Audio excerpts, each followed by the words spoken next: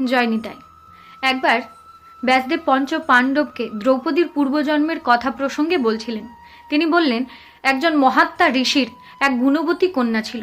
সেই কন্যা রূপবতী, গুণবতী, সদাচার সম্পন্ন হলেও পূর্বজন্মের কুকর্মের ফলস্বরূপ তাকে কোনো পুরুষ পত্নীরূপে মেনে নিতে চায়নি।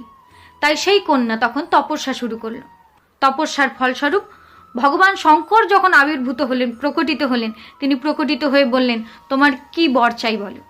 তখন সেই কন্যা আনন্দে অভিভূত হয়ে বারবার বলতে লাগলো যে আমি পতি রূপে সর্বগুণ সম্পন্ন পতি চাই, বারবার বলতে লাগলো।